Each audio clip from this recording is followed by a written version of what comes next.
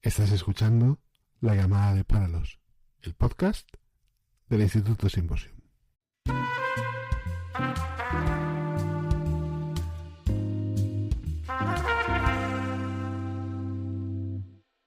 Hola de nuevo, estás escuchando La llamada de Páralos, estás con en concreto la segunda parte del programa especial dedicado a la crisis política de la península de Corea, particularmente a la República de Corea. En este programa podrás tener ocasión de escuchar un análisis que continúa la línea del primer programa con un análisis constitucional, legal, acerca de la figura del impeachment y del presidente Yoon, en espera de que el Tribunal Constitucional resuelva al respecto, abriendo una serie de caminos claros, o el presidente Yoon se mantiene en el poder, o bien tiene que ser cesado por lo que se dictamine en la sentencia judicial del Tribunal Constitucional, y a partir de ese momento se abrirá un plazo de 60 días donde debe proveerse unas elecciones para escoger nuevo liderazgo para el país. Igualmente la situación va a ser compleja de gestionar, y seguramente, aunque el presidente Yoon vaya a recuperar su lugar, la convocatoria de elecciones verdaderamente no estaría de más. Tenemos ocasión de ver las posiciones de Estados Unidos con Trump 1, con Biden y con Trump 2. También cómo China se configura en la región. Hablaremos también un poquito de las relaciones Corea-Japón. Y también, desde luego, la perspectiva interior intracoreana, es decir, entre las dos Coreas, entre la República Democrática Popular de Corea, la Corea del Norte, y la República de Corea o Corea del Sur. Sin más, te dejo con la segunda parte de este programa especial y te encomio por tu interés y te animo a seguir difundiendo estos contenidos entre las personas de tu entorno, si es que lo consideras conveniente. Sin más, te dejo con la segunda parte. Espero que la disfrutes.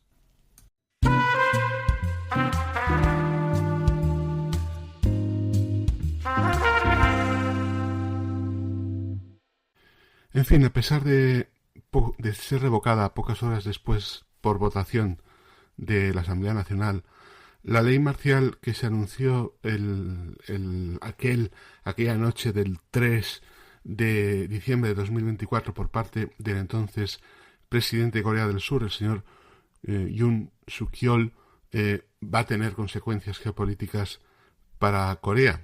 Por supuesto, la unidad social, política y cultural frente a la coerción presidencial ha sido notable. Y ahora esto da lugar, como sabes, a solicitudes de impeachment por cargos con respecto al presidente Yoon, que incluyen el cargo de traición. Si recuerdas, como te he mencionado, la historia reciente de Corea del Sur muestra que estos casos no son aislados, desgraciadamente. Tras la separación del norte en 1948, como te he explicado anteriormente, ahora te insisto otra vez, varios golpes de Estado han ido conduciendo al surgimiento de hasta 6 repúblicas, 5 de ellas autoritarias, la última democrática, violentos enfrentamientos civiles por cambio de régimen, etc. Desde las elecciones democráticas del 92, 5 de los 6 presidentes han sido arrestados, condenados o destituidos, excluyendo a Yoon. Esto ya tampoco es así, puesto que Yoon ha enfrentado un proceso de impeachment sobre el cual seguramente a lo largo de esta semana los rumores dicen que conoceremos los fallos al respecto. Aunque en el frente interno las acciones de Yoon suscitaron temores de una falta de estabilidad y de un retorno hacia el pasado autoritario, dictatorial, un problema nada menor, por cierto, para un país que basa su economía en las exportaciones.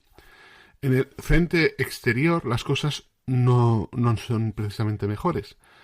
Los aliados más cercanos de Seúl, aquellos que formaron aquella trilateral que te comenté en el último episodio que hablé de Corea en la llamada de Paralos, el cual te recomiendo que repases, donde hablábamos de una trilateral, la trilateral Estados Unidos, Japón, Corea, y la otra trilateral, la República Popular Democrática de Corea, China, Rusia, aunque te dije que habría que ver cómo evolucionaban los acontecimientos y que no contáramos, por ejemplo, en según qué aspectos, con un bloque monolítico en lo que tiene que ver, por ejemplo, con la trilateral Corea del Norte, Rusia y sobre todo China.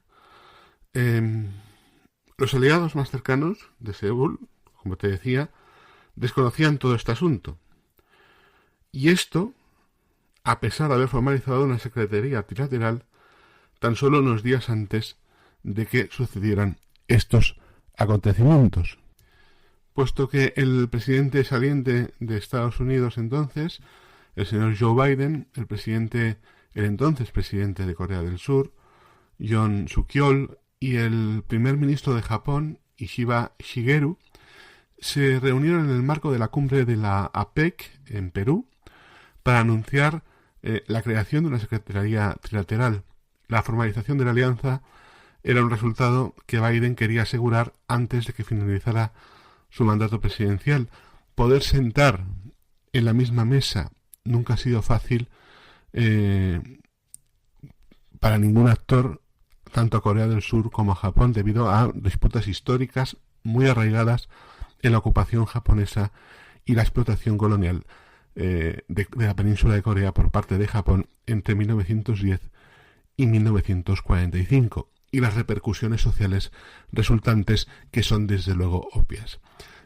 Y era importante haber hecho eso en aquel momento, en aquel momento en el que Biden estaba saliente en cuanto a su administración, ante la llegada de Trump II, de la administración Trump II, no solo porque se espera que las relaciones entre Corea y Estados Unidos, China, fueran siendo modificadas en virtud de la presidencia de Trump II, sobre todo habría que ver cómo encajaban las políticas estadounidenses con las acciones de China, sino porque también, sin descuidar esto, ambos aliados asiáticos más cercanos a Washington han planteado dudas sobre si la relación se podría preservar en los siguientes años, cosa que empezamos a ver que complicado, como te comentaba hace un instante, complicado.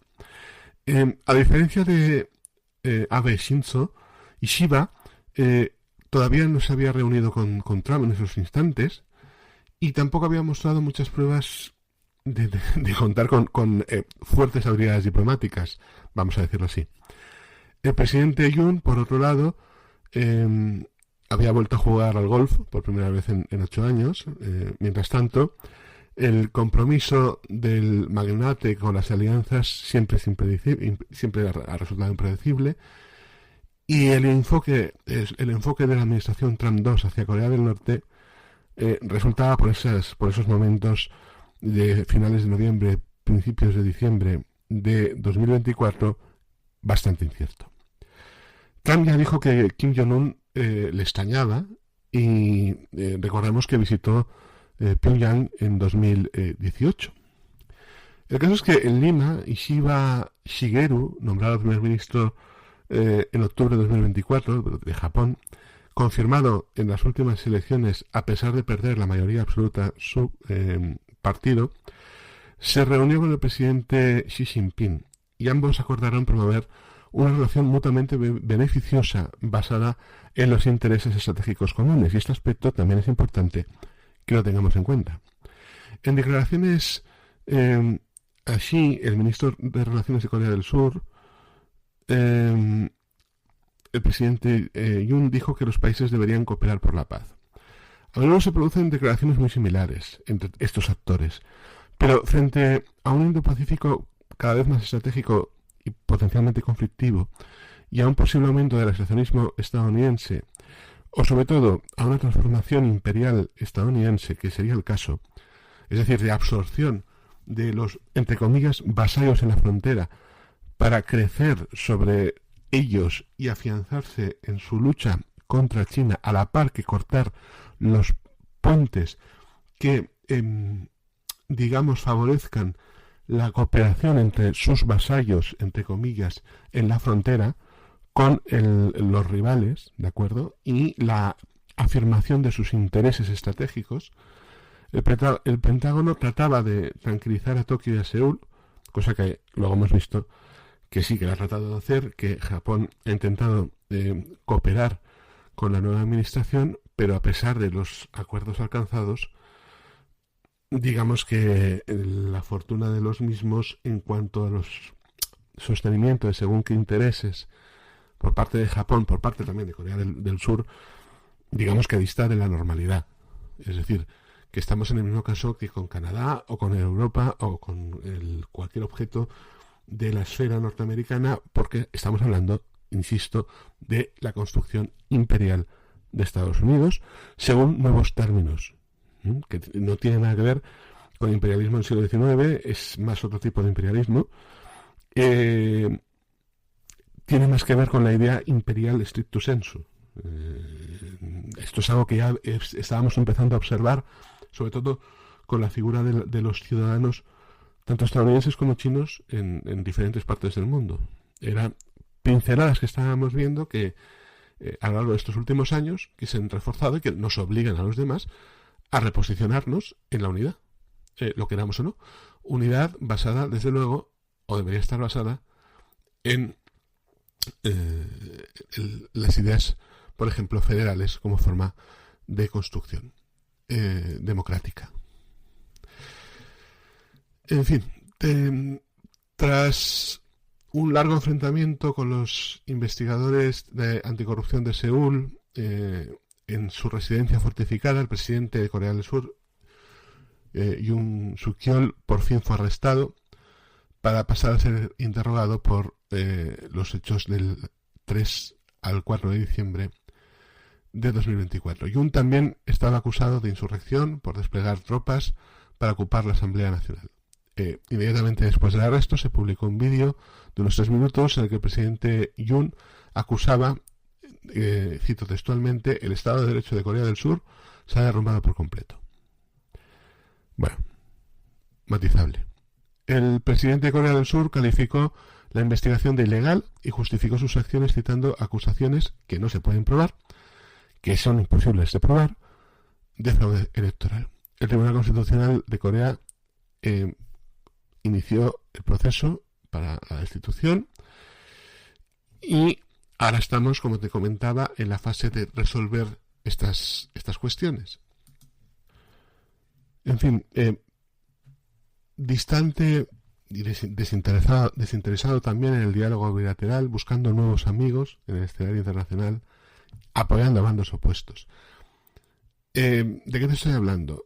Pues estos pilares, distantes y desinteresados en el diálogo bilateral, buscando nuevos amigos en el escenario internacional, apoyando a bandos opuestos, habrían sido los pilares de las relaciones entre la República de Corea, o sea, la República de Corea del Sur, y la República Popular Democrática de Corea, o sea, la Corea del Norte, a lo largo de los años entre 2022 y 2024 aproximadamente, desde el final de la presidencia del presidente Moon hasta la toma de posesión del presidente Yoon Suk-yeol. En las elecciones presidenciales del 9 de marzo de 2022, el conservador, miembro del Partido del Poder Popular, el señor Yoon, ganó la presidencia con el 48,56% de los votos y con el margen más pequeño en toda la historia de las elecciones de Corea del Sur, convirtiéndose de esa forma en el 13º presidente de la República de Corea. En aquel momento quedaban ya lejos las imágenes de abril del año 2018, cuando de la mano el líder norcoreano Kim Jong-un y el entonces presidente de la República de Corea, o Corea del Sur, Moon Jae-in, cruzaron la línea de demarcación militar que se establece en el armisticio del 27 de julio de 1953, un gesto que intentaba la reconciliación de alguna forma y intentaba enfocar una posible reunificación. Por esa época también el poder blando de Corea del Sur ejercía su trabajo a través de los doramas, o sea, las series, y por ejemplo una serie llamada en coreano Sarangwi Bunsichak, o literalmente Aterrizaje de emergencia en tu corazón, se emitía en la televisión coreana sobre el 14 de diciembre de 2019 hasta el 16 de febrero de 2020. Una serie que también está siendo distribuida internacionalmente por Netflix, y donde tenemos ocasión de ver una historia potencial sobre la reconciliación entre ambas Coreas a través, como natural, siempre que estamos hablando de los dramas, del famoso Sarang, o sea, de una historia de amor, evidentemente, entre ambos personajes, y donde también se recogen, por cierto, aspectos tanto de la Corea del Norte como de la Corea del Sur, y de la idiosincrasia actual de Corea, puesto que hay personas que residen en ambas Coreas, pero que sus clanes pertenecen al país opuesto, es decir, personas que hoy día residen en la Corea del Norte, que tienen sus lazos familiares y estructurales, históricamente hablando, en la Corea del Sur, y viceversa, personas que residen en Corea del Sur, pero que provienen de los clanes situados hoy día dentro del espacio de la Corea del Norte. Mejorar las relaciones con Corea del Norte había sido un pilar de la presidencia del señor Moon, que había invertido en la posibilidad, muy remota por cierto, de un acuerdo que condujese a una renuncia de Pyongyang a las armas nucleares y a una eventual desnuclearización de la península de Corea. Las expectativas han demostrado ser demasiado optimistas, dada la situación en Corea del Norte, dado también el panorama asiático en general. No se puede descartar, sin embargo, que muchas de las decisiones del presidente Moon respecto a la Corea del Norte tuvieran su prestigio personal como un objetivo principal, si no incluso el único. Una política de reconciliación basada en ayuda humanitaria y económica sustancial al régimen de Corea del Norte, la llamada política del Sol, le valió a su proponente, que entonces era el presidente de Corea del Sur, Kim Dae-jung, como al presidente Moon, representantes ambos del Partido Demócrata o Democrático de Corea, el Premio Nobel de la Paz en octubre del año 2000. Este premio se concedió tras la histórica cumbre entre los dirigentes de ambas Coreas, celebrada en Pyongyang entre el 13 y el 15 de junio de aquel año, con Kim Jong-il, es decir, el difunto padre de Kim Jong-un, al frente de la delegación de Corea del Norte. Por primera vez, desde la Guerra de Corea entre 1950 y 1953, los dirigentes de ambos países enemigos se reunían con la esperanza de poner fin a un conflicto que concluyó con un armisticio que desde entonces había resultado ser el telón de fondo de una beligerancia permanente. Otro enfoque que parece mostrar la tendencia del presidente Moon, presidente anterior al presidente Yoon, a acumular consenso interno a expensas de opciones estratégicas impopulares, pero más útiles, resultó ser su postura hacia Japón. Desde el final de la Segunda Guerra Mundial, la relación Seúl-Tokio ha sido objeto de un acalorado debate político y continúa dividiendo a la población de Corea del Sur. Según una gran parte de la opinión pública, a pesar de los intentos de lograr el perdón por las atrocidades de la guerra y la ocupación colonial, Japón todavía no ha encontrado la forma totalmente adecuada para cerrar esa brecha en cuanto a con el fondo de los crímenes cometidos en batalla y durante ocupación colonial en la península de Corea entre 1910 y 1945. La carta japonesa ha sido jugada varias veces por la administración de Corea del Sur para ganarse el favor de la población. Las opciones orientadas al diálogo a menudo llevan cierta caída en la popularidad por parte de los proponentes, mientras que las posiciones antijaponesas más rígidas, por lo menos en las apariencias, también hay cierta teatralidad en la política surcoreana, como algo cultural, más o menos veladas, se tradujeron en un mayor apoyo. En 2015, si nos remontamos a 2015, después de largas negociaciones, el gobierno de la presidenta Park Geun-hye llegó a un acuerdo para poner fin de forma permanente al problema de las mujeres de consuelo, mujeres procedentes de países, principalmente China y Corea, no solo es Corea, también es China, ocupados por Japón durante la Segunda Guerra Mundial, que fueron obligadas a ejercer la prostitución con los soldados japoneses. A pesar del fuerte componente conservador y nacionalista, el gobierno de Abe Shinzo acordó emitir una disculpa oficial y pagar aproximadamente unos 9 millones de dólares en compensación. En 2017, justo después de ser elegido como presidente el candidato del Partido Demócrata o Democrático de Corea, el señor Moon Jae-in, aprovechó el descontento popular por ese acuerdo, considerado inadecuado, y propuso su revisión ante la indignación de Tokio, que consideró que el asunto estaba ya cerrado. La relación entre Corea y Japón es crucial a la hora de la situación geopolítica regional. Es una de las principales preocupaciones de Washington en la zona, o lo venía siendo. Una cooperación político-militar pacífica entre Seúl y Tokio venía siendo, o se podría proponerse como algo funcional al esfuerzo estadounidense para la contención de China, particularmente en la dimensión marítima, y en la idea de aumentar la disuasión que enfrenta Pyongyang en caso de que una de sus reiteradas pruebas de misiles y pruebas nucleares excediese el ya estrecho límite de tolerancia por parte de sus vecinos. Con la elección del presidente Yoon Suk-yeol en Corea del Sur y el regreso de los conservadores al poder después del gobierno de la administración del Partido Demócrata con el presidente Moon, el enfoque entre Pyongyang y Tokio cambiaba otra vez y se frenaban los intentos de diálogo con el norte. Se exigía la desnuclearización inmediata a cambio de ayuda económica. En septiembre de 2021, incluso antes de ganar las elecciones, el entonces candidato Moon Jae-in se declaró a favor de desplegar armas nucleares tácticas estadounidenses en el suelo de Corea del Sur en caso de amenaza del norte.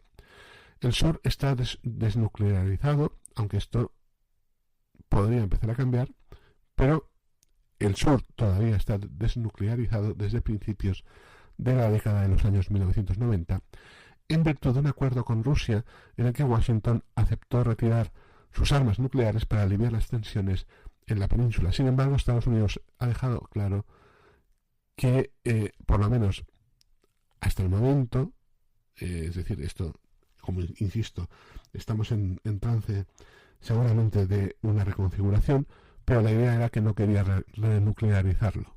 Digo, la idea. Hasta la presidencia de Trump II, que a partir de aquí esto podría empezar a cambiar. Dadas las circunstancias, no resultaba sorprendente que las relaciones entre ambas Coreas se encontraran en el punto más bajo y que encontraran forma de expresarse en otras partes, como puede ser el caso de Ucrania. Pero no solo en el caso de Ucrania, sino que también Kim Jong-un, aprovechando la ruptura entre Pekín y Washington impulsada por Trump en su primera administración, como digo, el presidente Kim Jong-un trató de mejorar las relaciones con China y por tanto aquí ya teníamos un perfil bastante claro de hacia dónde se podía decantar el juego estratégico, que podría ser hacia una afianzamiento, por no decirte victoria, de China en esa región que resulta ser capital y en el contexto no solo en el que estamos, sino hacia el que estamos avanzando a marchas forzadas. Así también, si recuerdas, más o menos sobre mayo del 2022, es decir, cuando llevábamos más o menos unos 3 meses de guerra después de la invasión a gran escala de Rusia a Ucrania, el general Kirilo Budanov, jefe de la inteligencia militar ucraniana en aquel momento, dijo que el Kremlin estaba considerando el escenario coreano para Ucrania, es decir, le gustaría imponer una línea divisoria entre las regiones ocupadas y las no ocupadas, como se hizo en la Corea del Norte y la Corea del Sur. Si bien es difícil en aquel momento establecer cuán factible era esa hipótesis, se puede razonar acerca de hasta qué punto el sistema de Corea funciona y se puede considerar o no un modelo. La Corea del Norte y la Corea del Sur, como sabes, están en tregua, que no en paz, a día de hoy. Subrayo, en tregua, no en paz. En 1953 las partes se comprometen a respetar el cese completo de todas las hostilidades por todas las fuerzas armadas. Y esto efectivamente sucedió así. Ya no hubo nunca una segunda guerra en la península de Corea que continuase ese conflicto que sería entre 1950 y 1953. Sin embargo, la inestabilidad continúa reinando entre ambos países. El armisticio no condujo a la unificación, tampoco a la pacificación. Las sanciones que se impuso a Pyongyang a lo largo de los años tampoco han detenido sus actividades nucleares, ni mucho menos de misiles.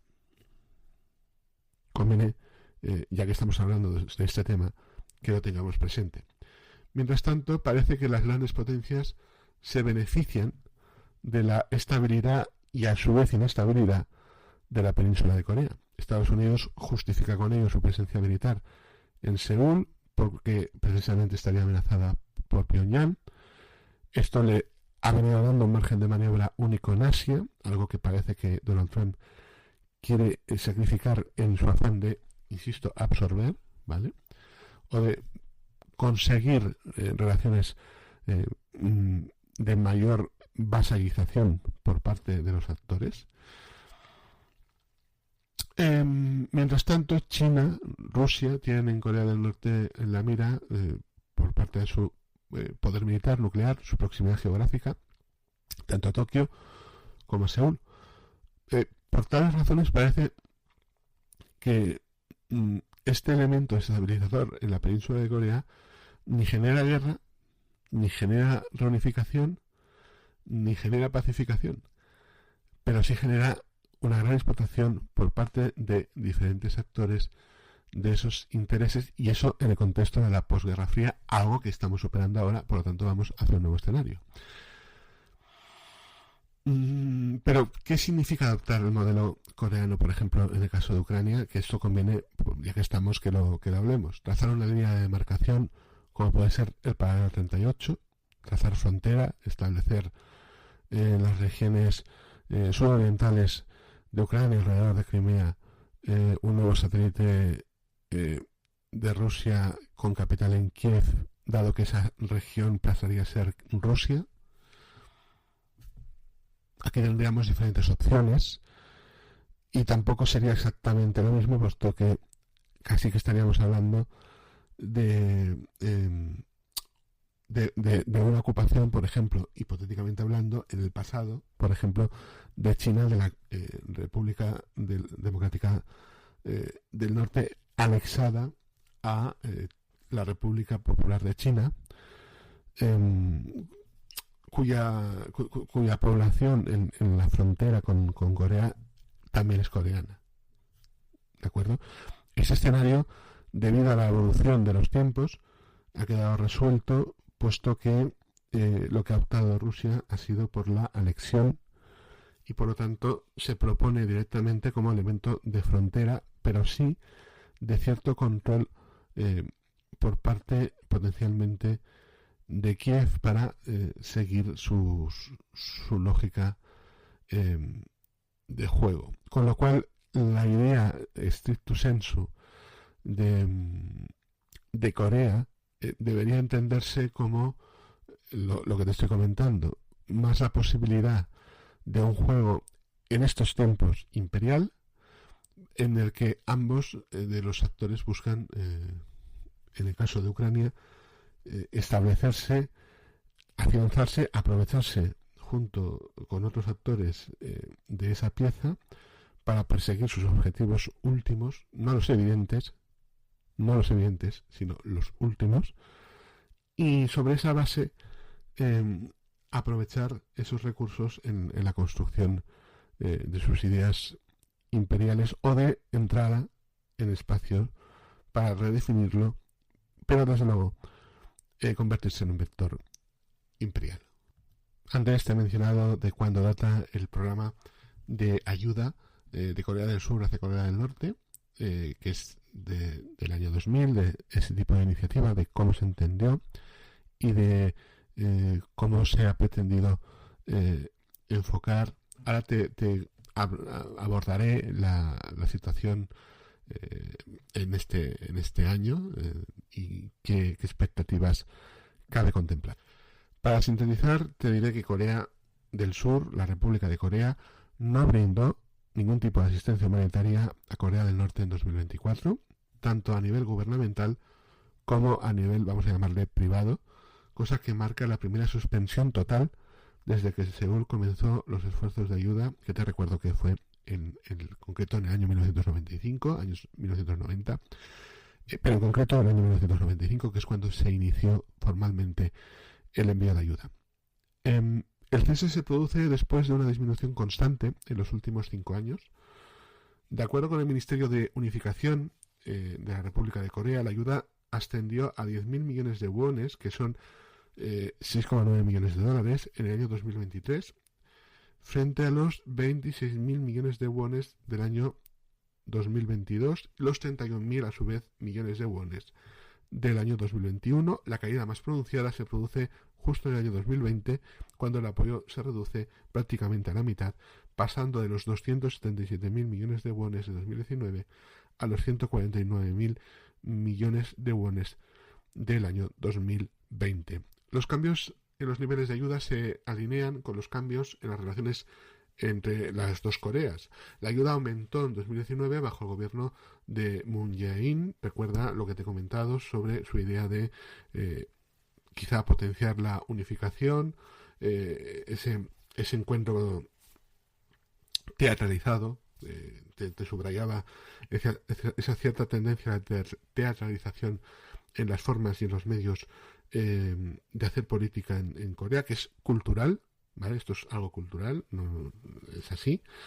Entonces, como te comentaba, la ayuda aumentó en 2019 bajo el gobierno de Moon Jae-in, con ese paseo que dieron tanto el presidente Moon como el presidente Kim Jong-un, a través de la línea de control, punto de control. Eso priorizó la cooperación económica y la asistencia humanitaria como parte de una estrategia más amplia, con la finalidad de fortalecer las relaciones con Pyongyang. El enfoque se vio reforzado por el impulso diplomático generado por la declaración de Panmunjom de 2018 entre ambas Coreas y la cumbre de 2019 entre Corea del Norte y Estados Unidos en Hanoi, en Vietnam. Sin embargo, estos esfuerzos fracasan después de que la cumbre de Hanoi termine sin un acuerdo entre el presidente de Estados Unidos, el señor Donald Trump, en la administración Trump 1, y el líder de Corea del Norte, Kim Jong-un. En los años siguientes, las relaciones dentro de la península de Corea se han ido deteriorando cada vez más, lo que culmina con la demolición por parte de Corea del Norte de la oficina de enlace intercoreana en Kansong, que esto sucedió, si recuerdas, en junio de 2020. Te vuelvo a subrayar la tendencia a la teatralidad, pero que te vuelvo a subrayar que es algo cultural en la política coreana. Poco después, Pyongyang cierra sus fronteras debido a la pandemia de COVID-19, bloqueando prácticamente cualquier asistencia externa y reforzando una postura aislacionista. En 2022, la nueva administración del presidente Yoon Suk-yeol adoptó una postura más restrictiva sobre los intercambios entre ambas Coreas, lo que provoca una mayor disminución, como es natural, de la ayuda humanitaria. La fuerte reducción también ha ido reflejando la creciente renuencia de Corea del Norte a aceptar ayuda externa, de acuerdo con funcionarios del Ministerio de Unificación de Corea. Corea del Norte ha venido rechazando en gran medida la ayuda externa en los últimos años, con la excepción de casos muy limitados y siempre que han involucrado a UNICEF. Y se ha vuelto todavía más firme en rechazar cualquier tipo de apoyo por parte del gobierno de Corea del Sur. En 2023, Pyongyang rechazó, por ejemplo, la oferta de Seúl de ayuda por las inundaciones. De acuerdo con informes, ha presionado a organizaciones no gubernamentales extranjeras para que excluyan fondos de Corea del Sur en cualquiera de sus operaciones. Corea del Sur comenzó a proporcionar ayuda humanitaria a Corea del Norte, como te he subrayado, de manera oficial y oficiosa en 1995, cuando Seúl envió 1,85 billones de wones en asistencia, incluidas 150.000 toneladas de arroz para ayudar a Pyongyang a recuperarse de unas devastadoras inundaciones. A lo largo de estos últimos 30 años, la ayuda de Seúl a Pyongyang alcanzó su punto máximo en el año 2007, bajo el gobierno liberal del señor Roh Moon-hyun, pero fue disminuyendo en gran medida en los años siguientes debido al desarrollo nuclear y la carrera de misiles que ha emprendido Corea del Norte. El hundimiento del buque de guerra de Corea del Sur, Cheonan, en un ataque con torpedos norcoreanos en 2010, habría obviamente acelerado la reducción de ayuda.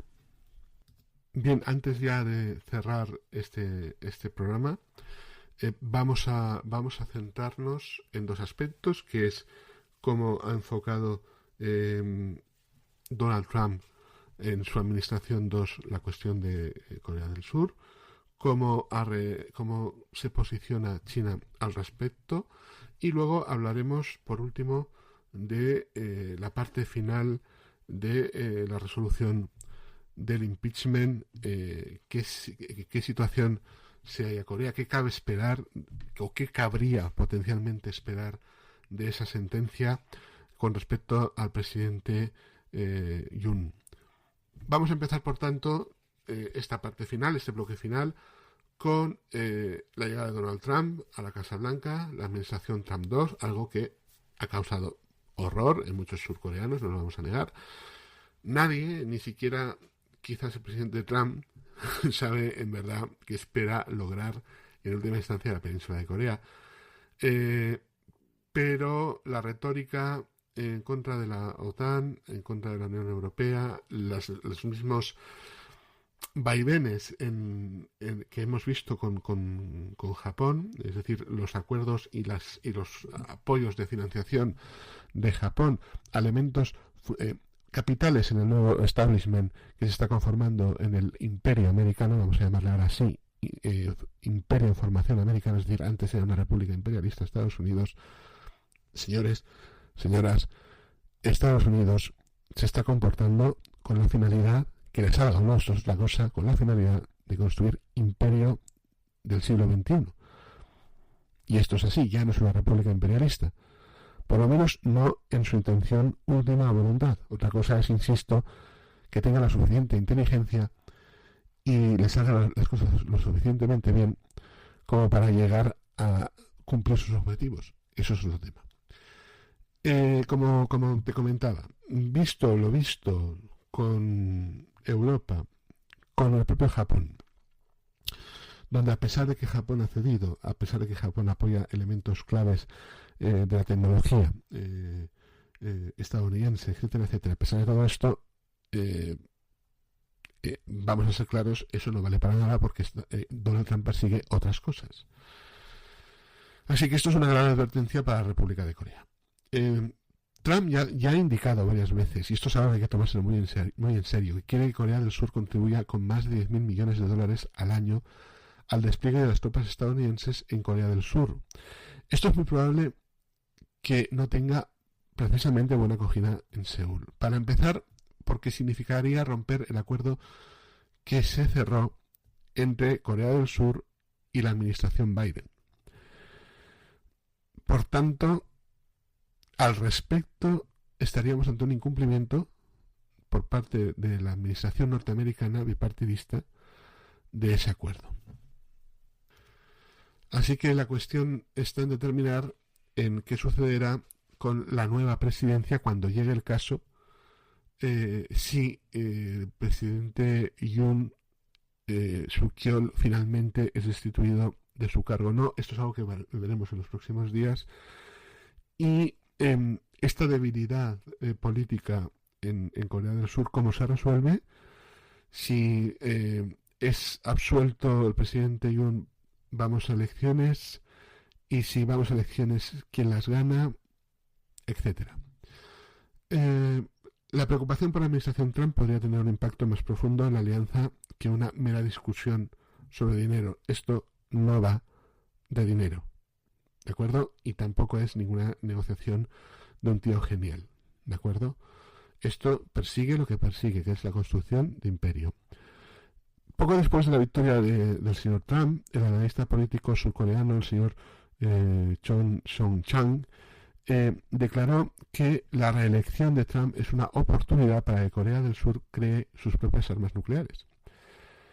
Lo relevante del señor Chong, que es fundador del Foro de Corea del Sur para la Estrategia Nuclear y que promueve el desarrollo de su propia fuerza nuclear disuasoria, radica en la explicación que él ofrece, que es la desconfianza hacia Estados Unidos porque se halla en crecimiento en toda Corea del Sur. Argumento a tener en cuenta, tanto para Japón, como para Corea, como para la propia Taiwán, como para Europa. En ese sentido, el interés en las armas nucleares podemos avanzar que se va a ver significativamente afectado por la forma en que la administración Trump aborda la alianza con Corea del Sur y la relación con Corea del Norte. En ese sentido, la denigración de Trump de la alianza bilateral, que es algo que está haciendo, y de forma muy activa, y su deseo de alcanzar un acuerdo de control de armas en Corea del Norte que otorgue a Pyongyang la condición de poseedor de armas nucleares, cosa que necesariamente, si quiere un acuerdo va a tener que ser así, va a aumentar por fuerza el interés de Corea del Sur en obtener sus propias armas nucleares. ¿De acuerdo? Sus propias armas nucleares, no las estadounidenses. Y en esto seguramente resultan ser bastante más inflexibles de lo que Donald Trump puede pensar. Tanto Donald Trump como la administración estadounidense. Desde hace tiempo, una mayoría popular apoya que Corea del Sur fabrique su propia fuerza disuasoria en cualquiera de sus aspectos, tanto convencionales como no convencionales, es decir, nucleares. Por ejemplo, una encuesta de junio de 2024 reveló que 2/3 de los votantes estaban a favor. Esta proporción alcanza recientemente el 76%. Los críticos se quejan de que la simple pregunta de sí o no ignora la complejidad del asunto ante esta encuesta, lo que incluye los costos políticos y económicos de una nuclearización. Pero la proporción de élites estratégicas, como las denomina por ejemplo un informe muy reciente del CSIS, apoya el desarrollo de armas nucleares. En ese caso llegamos a la mitad. ¿Por qué? Pues si seguimos el informe del CSIS, leemos lo siguiente. Cito literalmente. La principal razón por la que las élites estratégicas de Corea del Sur no se encuentran totalmente a favor de la nuclearización son las consecuencias en términos de condena internacional, costes de reputación y sanción, lo que resalta el valor que las élites le dan al estatus global de Corea del Sur en el orden internacional basado en reglas. Sin embargo, estamos ante una condición notable. Más de la mitad de quienes expresan su oposición afirman que podrían cambiar la postura ante el aumento del temor del posible abandono de Estados Unidos acompañado de políticas que denigran a los aliados, cualquiera de los aliados, y exigen retiradas de tropas. En este sentido, el éxito, y esto es una ironía enorme, el éxito de las formas en las que Donald Trump trató al presidente Volodymyr Zelensky no es precisamente lo mejor. Seas aliado o no seas aliado de Estados Unidos, cuando alguien hace eso en público de esa forma, no es precisamente lo mejor. Puede estar muy bien para el público interno estadounidense, lo que pasa que, bueno, vamos a ver, el mundo es algo más que el público interno estadounidense. Y en el campo de las relaciones internacionales hay algo que es fundamental y es la confianza. Y tú puedes presionar y tú puedes buscar formas de encajar, no puedes negociar, eso es evidente. Pero la negociación no es la negociación empresarial. ¿De acuerdo? Llevar un país no es algo que pueda hacer un empresario. No tiene por qué hacerlo bien un empresario. De hecho, no tiene nada que ver llevar una empresa y llevar un país. No hablemos de Estados Unidos, un país cualquiera. La política de verdad, no tiene nada que ver con las finanzas, ni con ni con empresarios en su forma de organizar las cosas. Concebirlo sí es legítimo, por supuesto, pero puede ser un error. Porque o esa persona cambia en su forma de entender las cosas, o de lo contrario, pues es como querer encajar una cuchara en el espacio de un tenedor, o un tenedor en el espacio de una cuchara. Pues uno tiene puntas y el otro tiene una forma un poco distinta. ¿De acuerdo? Así que no es precisamente halagüeño para la postura estadounidense en general. Pero bueno, eso ya se verá. La elección de Trump no puede sino reforzar los temores de Corea del Sur sobre la volatilidad de la política estadounidense, cosa que se ha exacerbado, no solo por parte de ellos, sino por parte de todos. Después de todo, ya no se puede descartar a Trump como un presidente accidental que fue elegido por un colegio electoral en lugar del pueblo de Estados Unidos. Esta vez ganó en concreto un voto popular. El Congreso ha caído en sus manos, en las líneas promovidas y dirigidas por él.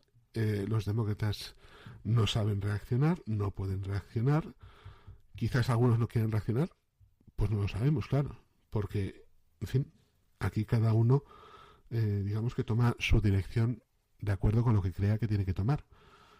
Aquí hay unas cosas que son fundamentales, y es que cuando uno tiene muy claro que desea Groenlandia por una serie de factores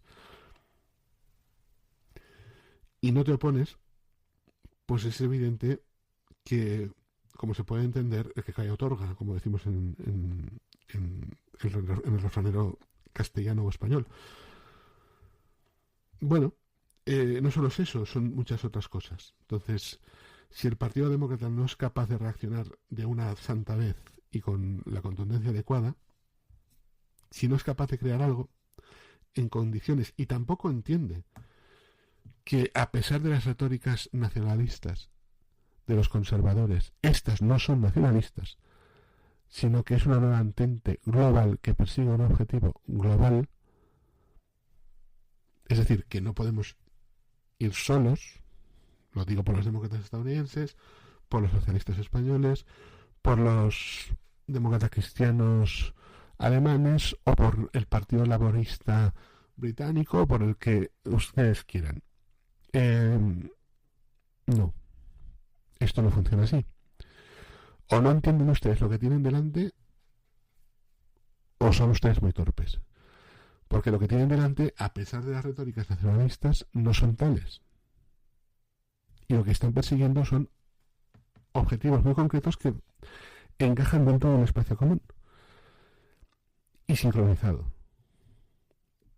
Por tanto, eso exige que lo que se oponga a esto juegue en la misma línea. Pero todavía incluso se me apuran más agresiva. Porque esto va a ir a más, no a menos. Y precisamente eso es uno de los aspectos claves que explican la forma en que durante un tiempo, hasta la llegada de la administración Trump con tanta fuerza, en sus proyecciones y control del Congreso, Rusia tenía un apoyo y un control sobre la extrema derecha europea, por ejemplo, y como ahora ese apoyo y control sobre la extrema derecha europea, sí, sigue estando ahí, pero muy matizado, porque el que está controlando ahora es Washington. Y esto es impepinable, esto es así. Esto es así. Y está causando terremotos y corrimientos de tierras con interés y con resultados variables, pero lo estamos viendo en Alemania, lo estamos viendo en España, donde tenemos la ocasión de ver un choque entre el establishment de la derecha o extrema derecha, en concreto en Madrid. Lo vemos en la destrucción o intento de destrucción del Partido Conservador Británico. Italia ya, en fin, es una situación que ya empezó a ser futurista, a avanzarse en los años 1990, segunda parte de los años 1990, 2000 en adelante, etcétera. Por tanto, esto es algo que conviene que tengamos claro. El interés de Corea del Sur, retomando la exposición, en construir una bomba atómica se remonta, por ejemplo, a la década de los años 1950. El presidente Park Chung-hee se fijó el objetivo de desarrollar un arma para el año 1977, pero abandonó el programa ante la fuerte presión de Estados Unidos. El programa de Corea del Norte reavivó el interés de Corea del Sur en crear su propia fuerza disuasoria de este carácter nuclear, no convencional. En enero de 2023, el presidente de Corea del Sur, el señor Yoon Suk-yeol, mencionó la amenaza nuclear norcoreana y sugirió el regreso de armas tácticas a Estados Unidos o, si el problema se agrava, y añado a la acotación que se ha agravado, y mucho, cierro mi acotación y sigo con la cita del presidente Yoon Suk-yeol, podríamos adquirir nuestras propias armas nucleares. Los responsables políticos de Estados Unidos han reaccionado de forma sistemática con horror a la perspectiva de una bomba surcoreana, básicamente porque estarían perdiendo, entre otros aspectos, un elemento central en el control estratégico de Asia. Sería uno de esos pilares los que se podrían ver amenazados desde la perspectiva estadounidense. No solo es el que les preocupe la escalada en la región, sino que sobre todo lo que les preocupa es perder ese pilar, que además ese pilar no solo se perdería en ese contexto, sino que avanzaría sobre otros elementos a tener en cuenta con otros actores globales. ¿De acuerdo? Con otros actores globales, sean China u otros. El argumento principal de todo esto, las discusiones sobre el tema que casi siempre se centran en la decisión de Seúl, por lo menos hasta ahora. ¿Tendría sentido que Corea del Sur desarrollara sus armas nucleares? Los argumentos en contra pueden resultar obvios y numerosos: coste, impacto en las alianzas, sobre todo con Estados Unidos, pero cuando Estados Unidos es el que es y actúa como actúa y persigue lo que persigue, hay que ser muy tonto para no entenderlo. En fin, los coreanos no son tontos, como los japoneses tampoco, por cierto, y los europeos, si se pensaban que también, pues tampoco. El potencial de las sanciones, el posible daño a la industria de la energía nuclear coreana, civil me refiero, la posibilidad de desencadenar un programa japonés en respuesta, que también sería obviamente nacional, no sería estadounidense, sería nacional, con bastante probabilidad. El efecto sobre las relaciones con China, que eso es algo que se va a matizar bastante, como vamos a ver a continuación, debido a precisamente cómo está evolucionando la cuestión de las guerras comerciales del señor Trump, y la potencial respuesta de Corea del Norte, que obviamente se tendría que embarcar en un gasto bastante elevado para perseguir perseguir a la tecnología surcoreana aplicada a la industria armamentística no convencional nuclear. Este sería, por tanto, un aspecto que deberíamos tener presente. En este sentido, es como cabe leer el cambio en la orientación de Corea del Norte, que se ha manifestado en el llamado Proyecto 20x10 de Kim Jong-un, que es un esfuerzo para modernizar la industria regional y diversificar geográficamente su base de producción por motivos obvios, y que tiene que centrarse con aspectos como ropa, alimentos, artículos para el hogar, etcétera, etcétera. Ese 20 corresponde a 20 ciudades en todo el país, y ha comenzado el segundo año de construcción de esta iniciativa. Te recuerdo que el plan 20x10 se anunció en la 10ª sesión de la 14ª Asamblea Popular Suprema de enero de 2024 y busca construir bases de producción regionales en 20 ciudades cada año durante los próximos 10 años. Un objetivo que, como expresó el señor Kim Jong-un sin ningún tipo de ambajes, es eliminar el atraso secular de todas las regiones y que viene acompañado de la audaz promesa de elevar el nivel de vida material y cultural básico de la población en todas las ciudades y demarcaciones territoriales, condados, y en general en todo el país en el plazo de 10 años.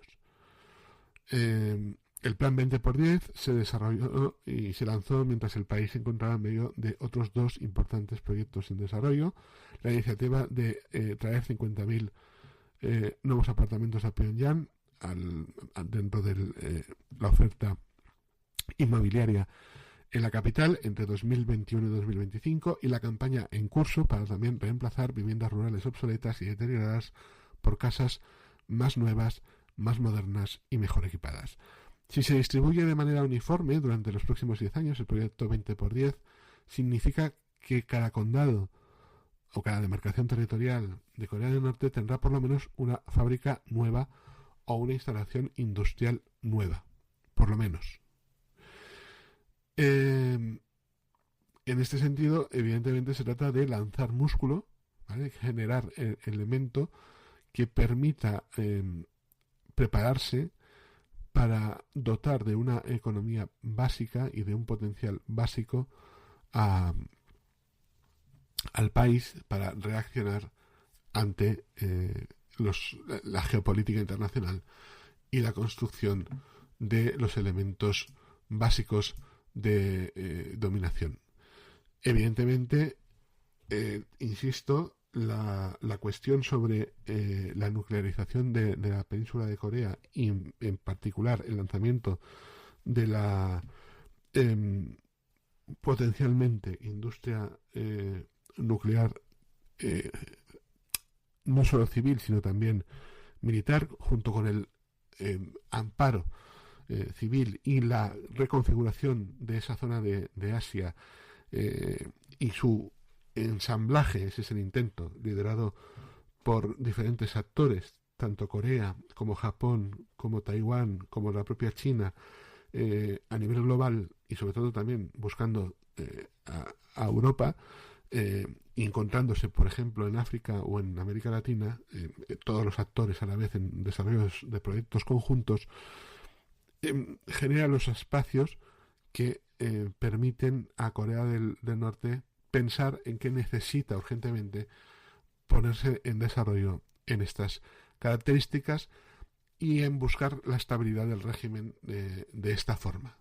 Es algo que ya no es simplemente propaganda, sino que es la necesidad estratégica para la supervivencia del propio régimen, paradójicamente.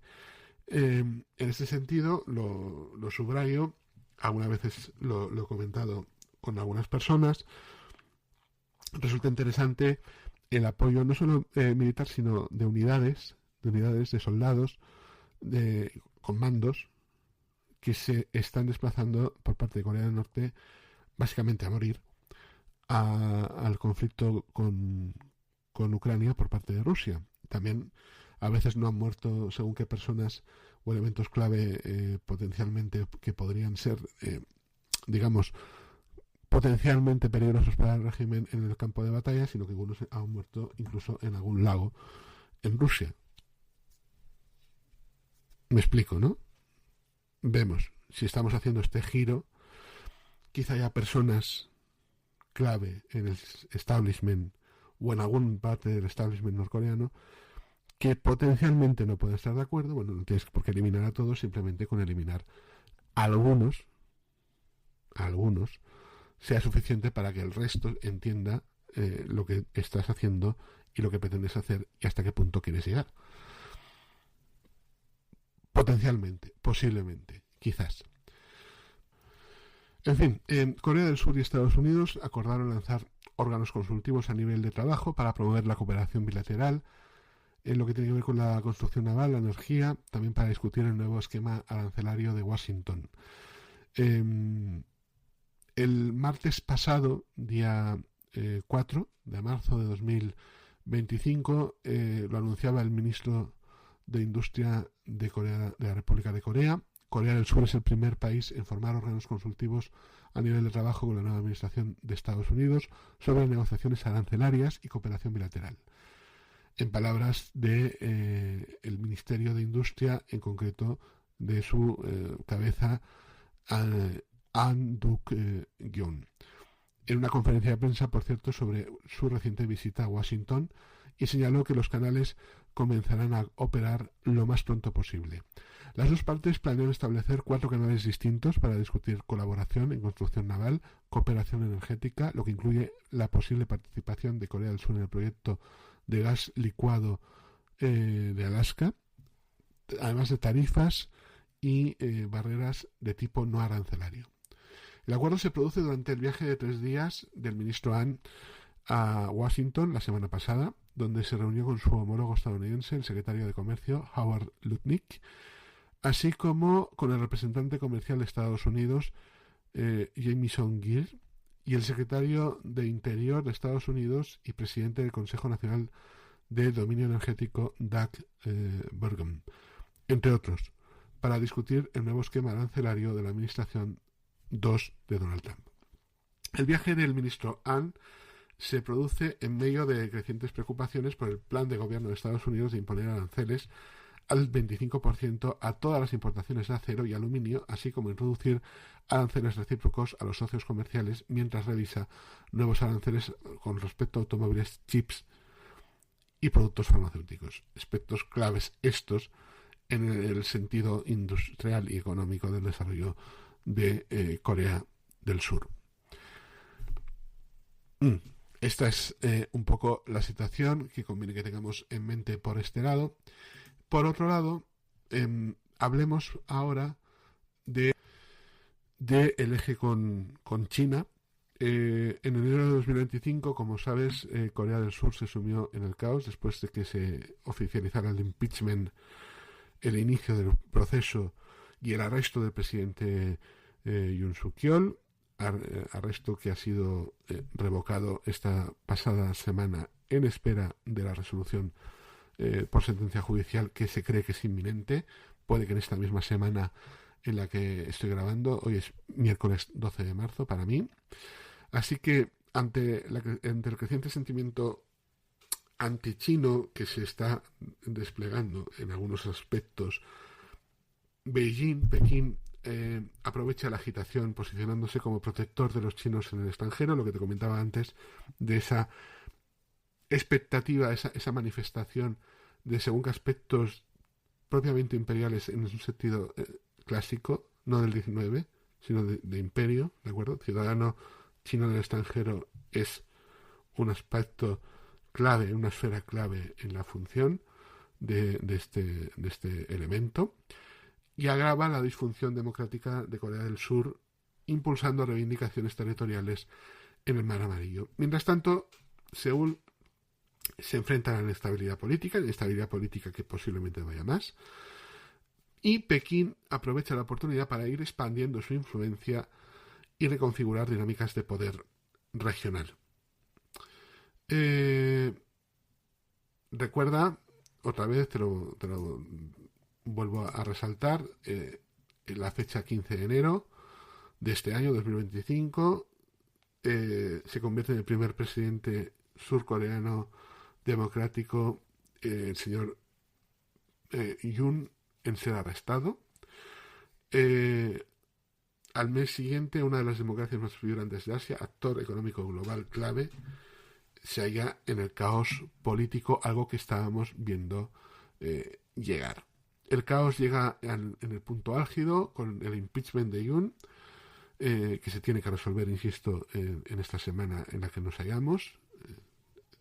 Te vuelvo a recordar, en este momento estoy hablando el miércoles 12 de marzo de 2025, en teoría es esta semana, quizás con bastante probabilidad, el momento en el que se pueda aclarar por sentencia judicial del Tribunal Constitucional el estatus judicial definitivo del presidente Yoon. Su arresto por parte de la Oficina de Investigación de Corrupción para Altos Funcionarios sentencia el destino de su carrera política, eso es cierto, aunque él intente maniobrar, y abre paso a una potencial reconfiguración del espacio conservador coreano. Luego te hablaré de algún nombre que conviene que tengamos en mente en ese espacio. Su impeachment, acusación formal y juicio penal en curso han dejado al país en un limbo de liderazgo. La crisis política de Corea del Sur se origina en profundas fisuras internas, he intentado explicártelo a lo largo del tiempo, que se suman a otros factores. La declaración de la ley marcial por parte del presidente Yoon, que se justifica con esa medida contra supuestas fuerzas antiestatales que están controladas por Corea del Norte, retórica típica autoritaria en la República de Corea, en el sentido histórico, fue ampliamente percibida, como es natural, como una estrategia egoísta para retener el poder en una época en que se hallaba en plena caída de índices de aprobación y con un dominio de la oposición en la Asamblea Nacional. Si bien la opinión pública apoya de forma abrumadora la destitución del presidente Yoon, esto es así. La desconfianza en el opositor Partido Democrático o Demócrata de Corea podría también ser algo alta, lo que refleja en ciertos aspectos una desilusión generalizada con ambos partidos. La incertidumbre ha ido provocando protestas masivas, ha socavado la confianza pública y ha desestabilizado las instituciones políticas de la República de Corea. El presidente interino Han Duck-soo, como sabes, también fue destituido, y entonces se tuvo que poner como líder interino hasta que se solvente toda esta situación, como se tenga que solventar, ya sean elecciones o como, que seguramente es la forma adecuada. Te decía, actualmente el ministro de Finanzas, el señor Choi Sang-mok, es de momento el presidente interino, después de haber sido destituido también el antiguo primer ministro Han Duck-soo. Pero esta agitación no es algo exactamente interno. Las ambiciones de Corea del Sur de superar su estatus de potencia intermedia, de convertirse en un actor clave a nivel mundial, a la vez que en un aliado estratégico de Estados Unidos y potencia económica, implica que sus desafíos internos tienen relevancia, por tanto, global. Esa parálisis política se produce en un momento de intensa competencia entre Estados Unidos y China, y Seúl se halla atrapado en medio, teniendo presente cosas que, seamos claros, no le han favorecido para nada de la administración Trump. Curiosamente, la crisis política de Corea del Sur ha involucrado a la población que tiene origen chino en la narrativa como forma de chivo expiatorio, mientras que Pekín emerge cada vez más como beneficiario de todo ello. El papel de los residentes de origen chino en Corea del Sur se convierte en punto estratégico de debate. La comunidad Hwagyo, que es como se le llama a los inmigrantes de origen chino, está muy politizada en Corea del Sur, con políticas discriminatorias y con acoso social reportados desde la década de los años 1950, incluso mientras China sigue dominando las cifras de inmigración en Corea o hacia Corea del Sur. La reciente crisis ha provocado un aumento del sentimiento antichino, con miembros del Partido del Poder Popular del presidente Yoon acusando a residentes de origen chino de ser los que estaban apoyando manifestaciones a favor del impeachment del presidente Yoon. Pekín también se ha convertido en tema central durante el juicio, porque los abogados del presidente Yoon expresaron su preocupación por la presunta injerencia china en Corea del Sur a través de empresas y residentes chinos en Corea del Sur, porque estarían financiando y apoyando actividades pro-chinas. Esto es la idea de sublimar a Corea del Norte e irnos más hacia allá, hacia China, sin dejar, por supuesto, el chivo expiatorio permanente de Corea del Norte.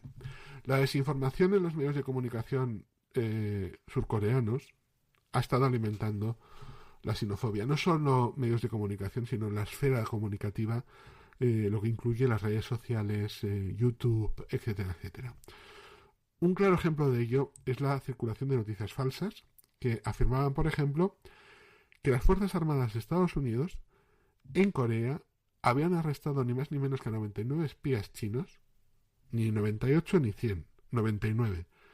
99 espías chinos que estaban vinculados al fraude electoral, el cual estaba clarísimo, por supuesto, ya hemos visto que no es así, y que además los habían trasladado a Okinawa. Esta noticia evidentemente ha sido desmentida, pero esta narrativa ha ido cobrando fuerza entre los comentaristas de extrema derecha, también llamados conservadores, como se suele hacer ahora, lo que refleja la profunda polarización del ecosistema informativo que configura el discurso público de Corea. Yoon, conocido seguidor de canales de YouTube de extrema derecha, gran difusor de sus ideas, hasta cierto punto quizás tenga un impulsor, no lo sabemos, quizás, presuntamente. Se ha visto influenciado por estas conversaciones, digamos que se retroalimenta. El 12 de diciembre de 2024 presentó su declaración de la ley marcial como una respuesta muy necesaria a las crecientes amenazas a la seguridad y la injerencia extranjera, y señalaba 2 incidentes en los que ciudadanos chinos presuntamente estaban vigilando instalaciones militares de Estados Unidos y de Corea del Sur, tanto en junio como en noviembre, y acusó además a los opositores de obstruir la legislación anti-espionaje. Pekín, obviamente, condenó con toda celeridad estas acusaciones. La embajada china en Seúl emitió una advertencia muy directa a los expatriados chinos. Les aconsejaba evitar reuniones políticas para evitar cualquier repercusión legal, incluida posibles deportaciones. Cuando emitió esta advertencia y calificaba las acciones de Seúl de discriminatorias, Pekín lo que hacía era posicionarse como defensor de la comunidad china en el extranjero, reforzando de esta forma una influencia extraterritorial. Las acusaciones de espionaje chino y su participación en las protestas a favor del impeachment es algo que ha estado alimentando la xenofobia en Corea del Sur, beneficiando a Pekín precisamente al profundizar la discordia interna. Medios estatales chinos, por ejemplo el Global Times o el Xinhua, han amplificado estas narrativas sobre la disfunción democrática de Corea del Sur, contrarrestándola con el propio modelo de estabilidad política de China. Esto es obvio, cuando tú te comportas con tendencias autoritarias, ¿dónde está tu legitimidad? Esto permite a Pekín desviar las críticas a su propio gobierno y, a su vez, sembrar dudas sobre la eficacia de esas alianzas que lidera Estados Unidos. Por no hablar del impacto económico real que ha existido, por ejemplo, en Corea del Sur, después de la administración Trump I y de las decisiones que tomó Corea. A pesar de la creciente xenofobia, Pekín se beneficia de la crisis política de Corea del Sur. Además de un cambio favorable en el liderazgo político, la inestabilidad también brinda a China oportunidad en el ámbito marítimo. La reanudación de las instalaciones chinas en el Mar Amarillo, ante el vacío de liderazgo de Seúl, no es algo que se pueda considerar una coincidencia, sino una ocasión para lograr presionar por el control de aguas en disputa. El enfoque de Pekín refleja su estrategia en el mar de China Meridional, modifica gradualmente la realidad sobre el terreno mediante el desarrollo de infraestructuras y de presencia militar para apoyarla. Mientras tanto, desestima las protestas diplomáticas que tilda de infundadas. Con las instituciones políticas de Corea del Sur paralizadas y su aparato de seguridad preocupado por la inestabilidad interna, China enfrenta una resistencia menor, cosa que lo convierte en un momento oportuno para expandir su influencia, y a esto se suma la capacidad que tiene China de presentarse como un actor de estabilidad, algo que conviene que tengamos muy presente. No lo digo yo, lo digo porque estoy tomando las declaraciones de Malcolm Turnbull, ex primer ministro de Australia, que entiende y sintetiza lo siguiente, tal y como se hace eco Bloomberg. La publicación de Bloomberg explica lo siguiente, citando a el señor Malcolm Turnbull, insisto, ex primer ministro de Australia, y cito literalmente: el presidente Xi va a aspirar a ser exactamente lo opuesto a Donald Trump. Allí donde Trump sea caótico, él va a ser coherente. Allí donde Trump sea grosero y abusivo, Xi será respetuoso. Allí donde Trump sea errático, Xi será coherente. Esto es algo que conviene tener presente y que digamos que hay ciertos elementos en la orientación de Corea del Sur y en otros actores de la región que evidentemente apuntan en esta dirección y que no se pueden descuidar o que no se deberían descuidar, pero bueno, esto es algo que iremos viendo con el tiempo. A su vez, debemos hablar de nuevo del presidente Yoon Suk-yeol, que se vio liberado el pasado sábado 8 de marzo de 2025 de su reclusión penitenciaria, puesto que hubo que hacerlo forzosamente, dado un tecnicismo en el aspecto procesal, y con lo cual se espera la decisión del Tribunal Constitucional sobre la moción de destitución presentada contra él después de su fallida declaración de ley marcial en su libertad, algo que alimenta la tensión.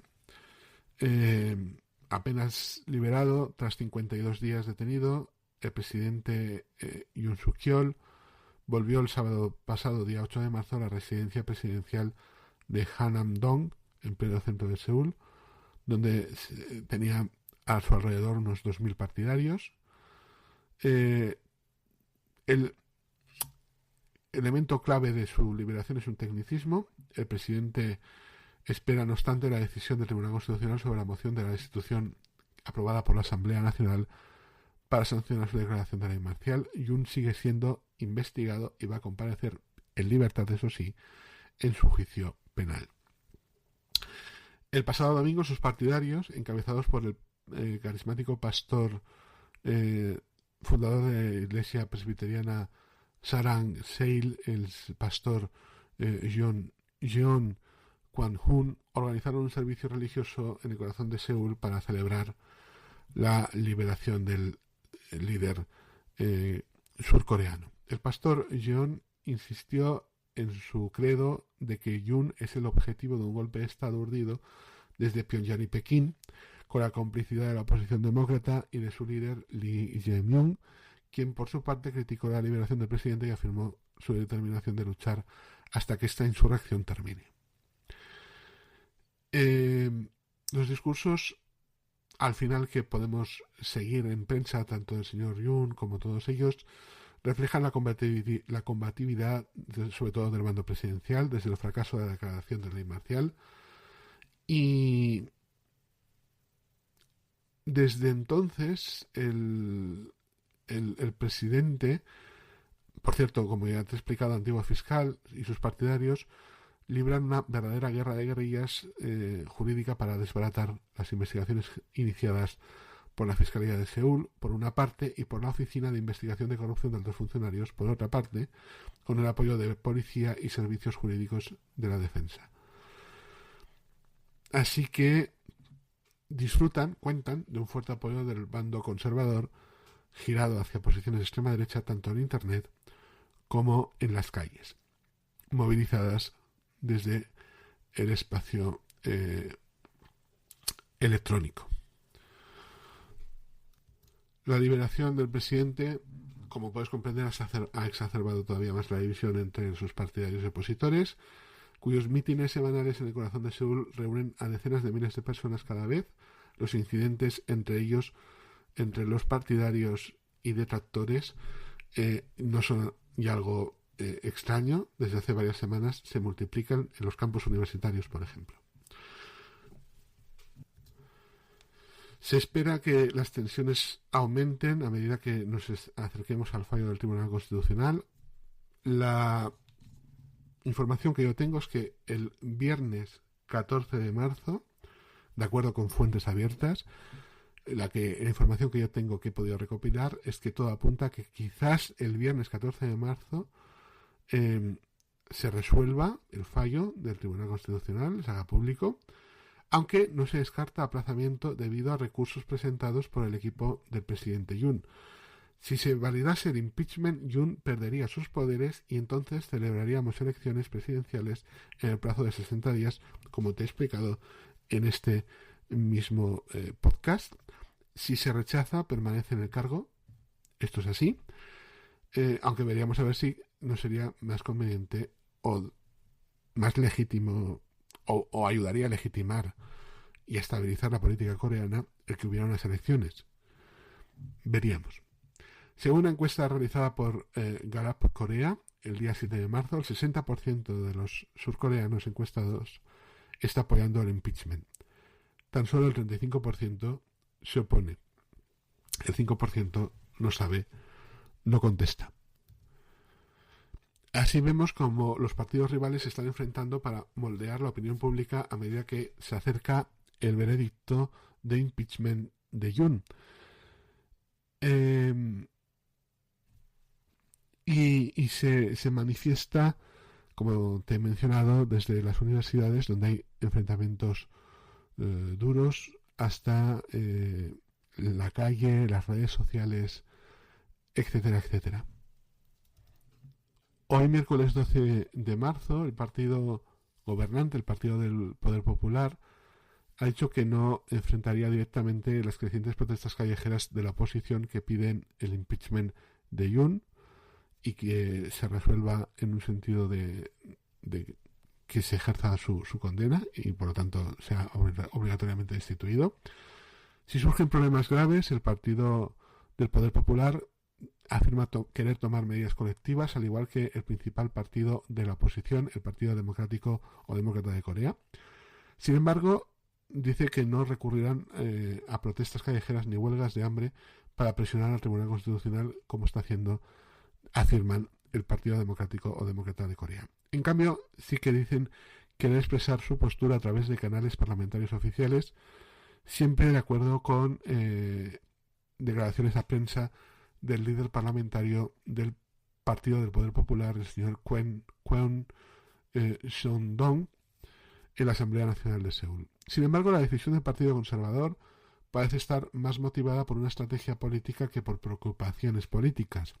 El partido parece cauteloso ante la posibilidad de que organizar un mitin oficial pueda dar cabida a voces más extremistas dentro de la base de apoyo de Yoon, lo que podría distanciar a los votantes del centro, cuyo apoyo ya es frágil. Es evidente, vamos a ser claros, que hay una connivencia entre la extrema derecha, potencialmente, y las posiciones del señor Yoon dentro del Partido del Poder Popular. Y esto es algo que es preocupante y que a un votante centrista, pues obviamente, le resulta como mínimo llamativo y preocupante también. En consonancia con esta estrategia, si bien los dirigentes se han opuesto de forma oficial a la acción colectiva organizada, han ido permitiendo que legisladores individuales decidan por sí mismos si participan o no participan, dando así una aprobación tácita, por lo tanto, a que las protestas persistan y a que en esas protestas se manifiesten posiciones de extrema derecha a favor del presidente Yoon, que a su vez se afirma y se reafirma en voces de youtubers, espacio de alguna forma persistente en la información o desinformación por parte de la extrema derecha. Por ejemplo, además de que 82 legisladores del Partido del Poder Popular presentaron una petición al Tribunal Constitucional este miércoles, día 12 de marzo, instando a la desestimación del caso de impeachment del presidente Yoon, el partido lanza una protesta de relevo de 24 horas ante el tribunal, con los legisladores turnándose para realizar manifestaciones en solitario desde la tarde de este miércoles 12 de marzo de 2025. El martes, es decir, ayer, 11 de marzo, los legisladores del Partido del Poder Popular, el representante Yoon Sang-hyun y el representante Kim Min-gyeon, asistieron a una protesta de rapado de cabezas organizada por simpatizantes del presidente Yoon ante el tribunal y mostraron su apoyo. Al día siguiente, el representante Na Kyung-won también visitó el lugar de protesta y arengó a los manifestantes. Las protestas por el rapado de cabeza, no obstante, no es algo que se limite al partido gobernante. Los legisladores del Partido Demócrata de Corea instalaron tiendas de campaña en la plaza de Gwanghwamun del centro de Seúl a principios de esta semana y han estado organizando varias manifestaciones, incluidas ceremonias de afeitado de cabeza, huelgas de hambre, marchas de protesta. Los legisladores del partido, en su primer mandato, incluidos los representantes Yoon Jin-suk, Park Hong-bae y Kim Moon-soo, encabezaron la protesta del afeitado de cabezas ante la Asamblea Nacional este martes, mientras que la huelga de hambre se ha ido ampliando con la participación del exgobernador de la provincia de Gyeongsang del Sur, el señor Kim Kyung-soo, los representantes Park Soo-hyun, Min Hyun-bae y Kim Jun-hyuk. En un comunicado declararon lo siguiente, cito textualmente: instamos al Tribunal Constitucional a aprobar el juicio político contra el presidente Yoon Suk-yeol con prontitud y con decisión. Vamos a luchar hasta el final, guiados únicamente por la voluntad popular. A partir de hoy, miércoles 12 de marzo de 2025, el principal partido de la oposición también ha iniciado una marcha diaria por la tarde desde la Asamblea Nacional hasta el lugar de protestas en la plaza de Gwanghwamun, con pancartas exigiendo la destitución del presidente Yoon. El partido busca con esto intensificar la presión política con estas manifestaciones. Los expertos políticos reconocieron que la escalada del conflicto no se puede resolver con prontitud, especialmente ante la expectativa de elecciones presidenciales anticipadas, que eso es evidente en este clima político actual. Sin embargo, enfatizan que es necesario que se relaje la tensión para poder mantener la estabilidad política mínimamente en el país. A pesar de que la situación parece encaminarse hacia el declive de la política coreana, los líderes de ambos bandos tratan de seguir impulsando sus propias agendas políticas. A su vez, también debo resaltarte la siguiente noticia que debes tener en consideración. El presidente de la Asamblea Nacional, el señor Woo Won-sik, ha instado al presidente interino a nombrar rápidamente al 9º juez del Tribunal Constitucional. Lo ha hecho hoy también, miércoles, día 12 de marzo de 2025. Se ha dirigido al ministro de Finanzas, que está actuando como presidente interino, el señor Choi Sang-mok, para que nombre rápidamente a un 9º juez en el Tribunal Constitucional, porque se espera que el tribunal emita pronto el veredicto final sobre el presidente destituido Yoon Suk-yeol por su fallido intento de instaurar la ley marcial.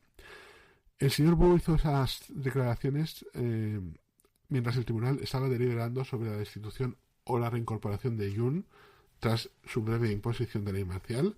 El presidente Yoon también se encuentra bajo investigación penal por cargos de insurrección. Se requiere el consentimiento de por lo menos 6 jueces para poder ratificar el juicio político contra el presidente Yoon, y el destino del presidente suspendido está en manos del tribunal, que tiene que tener 9 miembros. Actualmente cuenta con 8.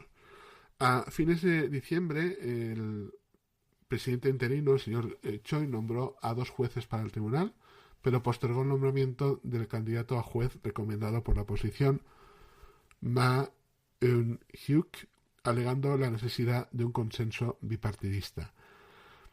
A finales de febrero, el tribunal dictaminó que la decisión de Choi de no nombrar al candidato constituye un acto inconstitucional que está vulnerando el derecho de la Asamblea Nacional. En fin, aspectos estos que no contribuyen a la estabilidad y desde luego podrían levantar, vamos a decirlo así, ciertas desconfianzas en cuanto a la resolución final del del Tribunal Constitucional en lo que se refiere al impeachment del presidente Yoon. En fin, los veredictos de impeachment que han estado sellando el destino de los presidentes de Corea del Sur es algo que vamos a hacer ahora, este repaso para finalizar este programa especial. Los fallos anteriores sugieren que el veredicto del presidente Yoon Suk-yeol podría centrarse en su intención activa y en la gravedad de la violación constitucional cuando declaró la ley marcial. Hasta ahora, Corea del Sur ha visto a 3 presidentes enfrentarse a un juicio político, lo que incluyó con esta lista de 3 presidentes al actual presidente Yoon Suk-yeol, quien fue acusado en una votación de la Asamblea Nacional del 14 de diciembre bajo cargos de liderar el autogolpe, en vista de la información que hemos podido desgranar a lo largo de este programa. Hasta ahora, entre los otros 2 presidentes acusados, Roh Moo-hyun y la señora Park Geun-hye, el Tribunal Constitucional solo ha confirmado la moción de impeachment de Park. La diferencia entre los 2 veredictos judiciales radica en si los presidentes tuvieron o no tuvieron la intención activa de violar el orden constitucional. Así, en 2004 el Tribunal Constitucional no reconoció la violación constitucional del presidente Roh como algo que conllevara una intención activa. Sin embargo, en el caso de la presidenta Park, el Tribunal Constitucional determinó que sí tuvo la intención activa de violar la Constitución en el año 2017. La evaluación del tribunal también discrepó en cuanto a la gravedad de las violaciones de la Constitución que habían cometido esos 2 expresidentes. El veredicto de 2004 reconoció la violación de la Constitución por parte del expresidente liberal Roh, porque fue acusado de violar la ley de elecciones de funcionarios públicos, instigar la corrupción de sus asesores más cercanos y no abordar la crisis económica. De estos cargos, la violación de la ley electoral por parte de Roh fue el centro de toda la controversia. El Parlamento, la Asamblea Nacional, lo acusaba de incumplir su deber de neutralidad como funcionario público, porque en respuesta a la prensa durante conferencia de prensa de febrero de 2004 había declarado que esperaba un apoyo abrumador de la gente, o sea, a su partido, y que como presidente esperaba hacer cualquier cosa legal para ayudar a su partido a obtener más votos. Sin embargo, estas observaciones no indicaron que Roh hubiera tenido la intención activa de violar la Constitución al intentar usar su poder para intervenir con la autoridad gubernamental a través de instituciones estatales, sino que sus violaciones se cometieron de manera pasiva e incidental, en forma de respuestas a preguntas de unos cuantos periodistas, según el fallo que acabó revocando su impeachment. Se leía en el veredicto de mayo de 2004 lo siguiente, abro comillas: en última instancia, considerando el efecto general de la violación del orden constitucional por parte del presidente, el Tribunal Constitucional no puede reconocer que el presidente tuviera la intención activa de ir en contra del orden constitucional mediante su violación de la ley. Cierro comillas. El veredicto también decía que la violación de Roh, vuelvo a abrir comillas, no requeriría la decisión del tribunal de remover a Roh de la presidencia para salvaguardar la Constitución y restaurar el orden constitucional. Cierro comillas. La violación de la ley por parte de un presidente debe tener siempre la intención para constituir motivo de impeachment, lo que significa que un presidente no puede ser objeto de impeachment por error o fallo político. No puede ser motivo de impeachment por error o fallo político. El veredicto no reveló cuántos jueces del Tribunal Constitucional estaban a favor o en contra del impeachment de Roh, de los 9 miembros del tribunal en aquella ocasión. A diferencia del caso del presidente Roh, el Tribunal Constitucional dictaminó que la presidenta Park efectivamente sí que había cometido graves violaciones de la ley, de su deber de servir al interés público y de salvaguardar y cumplir la Constitución. El veredicto contra la expresidenta conservadora del partido del Poder Popular, implicada en un amplio escándalo de corrupción que involucraba a su confidente Choi Soon-sil, quien no ocupaba, por cierto, ningún cargo oficial, enfatizó que proteger y cumplir la Constitución superaba cualquier posible perjuicio a los intereses nacionales que pudiera causar su destitución como presidenta electa. Desde entonces, el señor Choi cambió su nombre a Choi Seo-won. La presidenta Park, también merecía un juicio político por graves violaciones, porque había cometido abusos de poder para favorecer al señor Choi y violó los derechos de propiedad de los conglomerados surcoreanos al obligarlos a brindar favores especiales a Choi, siempre de acuerdo con el veredicto del Tribunal Constitucional de marzo de 2017. Las acciones de la presidenta Park y su oficina para ocultar el hecho de que había estado filtrando información confidencial a una persona que no ocupaba ningún cargo oficial y para condenar a quienes levantaron sospechas de que la señora Park había estado haciendo eso, todo eso constituyen actos que, cito literalmente, traicionan la confianza de la gente. Y cierro comillas. Además, el Tribunal Constitucional concluyó que Park no protegió ni cumplió la Constitución debido a su negativa a cooperar con la Fiscalía, al no querer comparecer al interrogatorio ni tampoco otorgarle a las autoridades investigadoras permiso para realizar operaciones de búsqueda en Cheonhwa-dae, que entonces era la oficina y residencia presidencial oficial. Un punto de discordia en los juicios políticos ha sido si el presidente traicionó o no traicionó la confianza de la gente cuando violó los principios de la democracia liberal y el Estado de Derecho.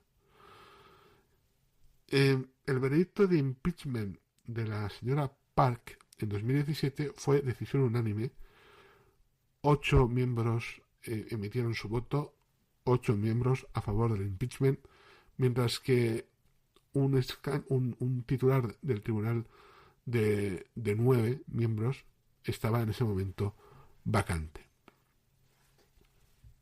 A partir de aquí podemos despejar dudas sobre si estos dos últimos veredictos de impeachment presidencial podrían indicar algo sobre la probabilidad que tiene el presidente Yoon de ser removido de su cargo en el próximo veredicto sobre su cargo. Pues quedan dudas. Todas las miradas están puestas en si el Tribunal Constitucional, que concluyó sus audiencias de juicio político el pasado 25 de febrero de 2025 tras 11 sesiones, va a dictaminar que cualquier parte de la declaración de ley marcial de Yoon del día 3 de diciembre se hizo con intención activa y si fue o no fue una violación constitucional grave. La Asamblea Nacional, que votó a favor de destituir al presidente Yoon el 14 de diciembre, ha argumentado lo siguiente, que es la declaración de ley marcial por parte del presidente Yoon para prohibir todas las actividades políticas, lo que incluye la propia Asamblea Nacional, fue impuesta aunque Corea del Sur no estaba en guerra o bajo una emergencia nacional comparable a la guerra. El presidente Yoon declaró la ley marcial a través de una reunión de gabinete de carácter defectuoso. El presidente Yoon no notificó al Parlamento su decreto de ley marcial sin demora, y el presidente Yoon, por último, ordenó el arresto de sus oponentes políticos para, con esa finalidad, paralizar el Parlamento. A diferencia del caso de la presidenta Park, las audiencias del juicio político revelaron aparentes contradicciones entre el testimonio del suspendido presidente Yoon y las declaraciones de los denunciantes sobre si se había emitido o no realmente una orden de arresto. Sin embargo, el juicio concluyó sin mayor verificación de estas afirmaciones contradictorias, de acuerdo con lo que sabemos hasta ahora por fuentes abiertas.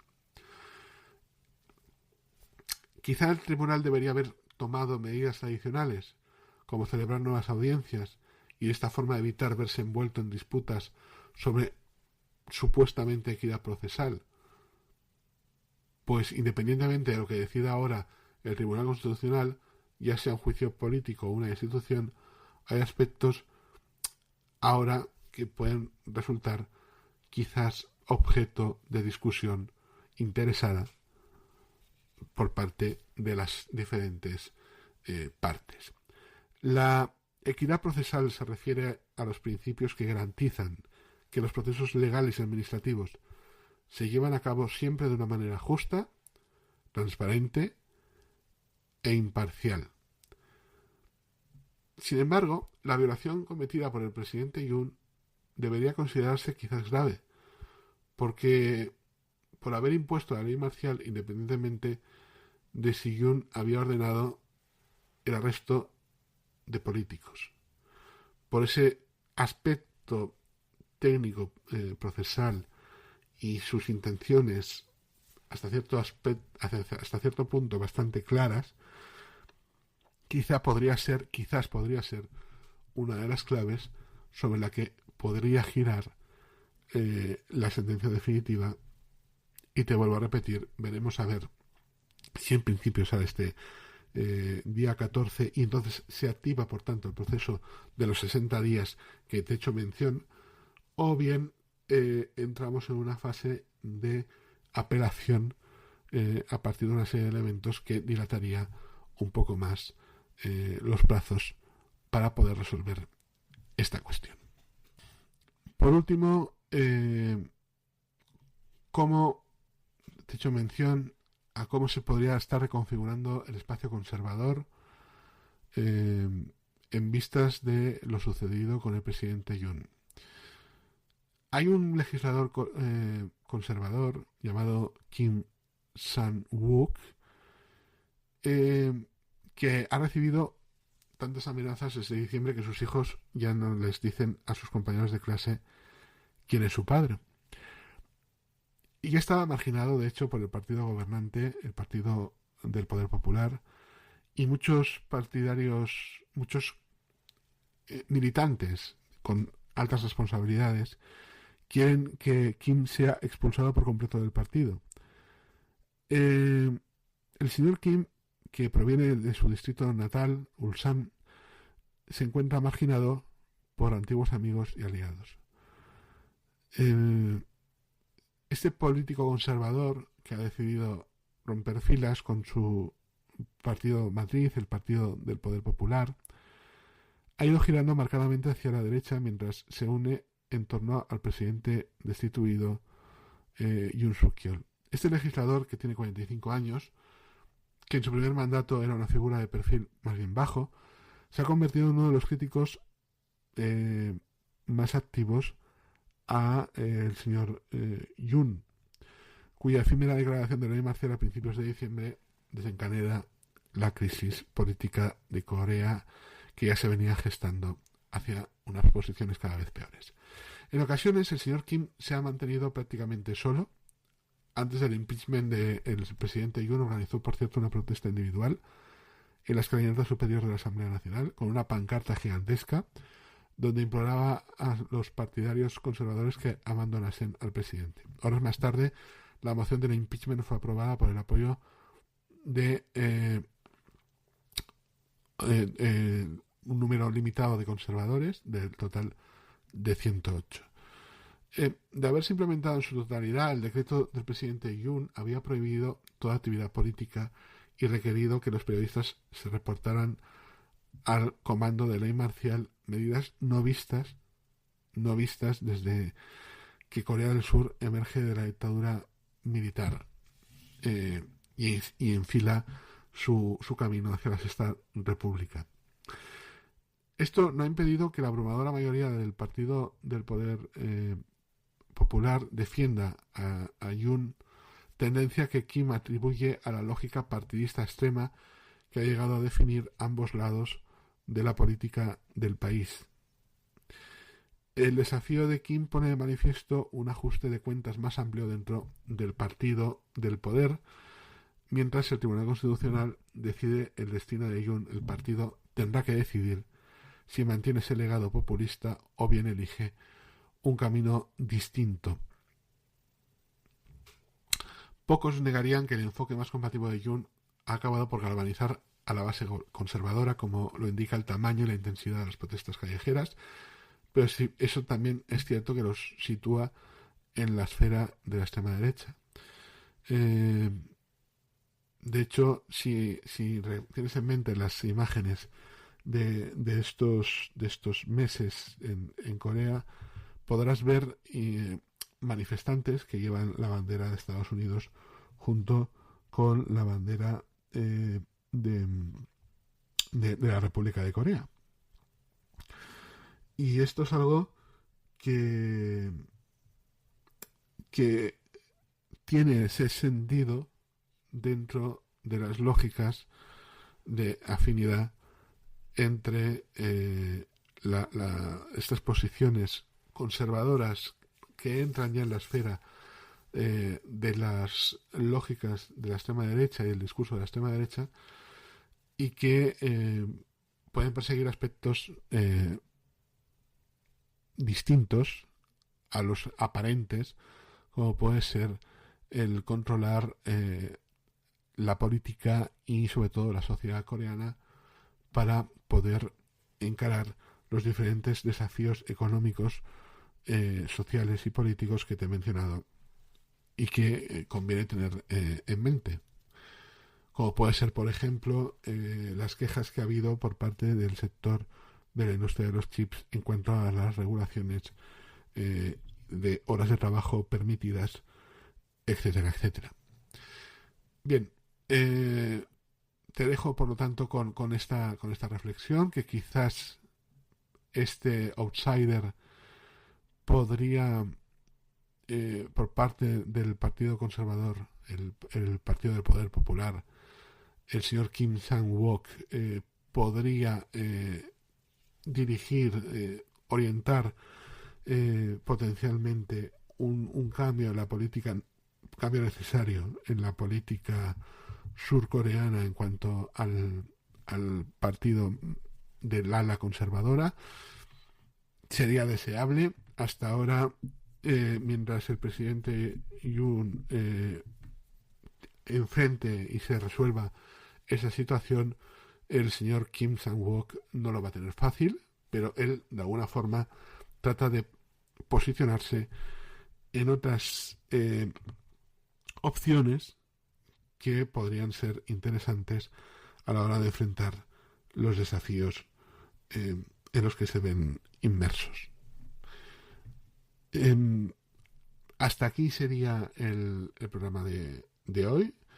Te recomiendo que lo refuerces, que lo amplíes con el programa de la llamada de Paralos dedicado a las dos trilaterales, que nos ayuda este programa a comprender cómo ha evolucionado esas incógnitas que nos planteábamos en aquel momento. También te voy a hacer la recomendación de que repases o leas, si es que lo haces por primera vez, te dejaré el enlace, la novela Whale, o sea, ballena.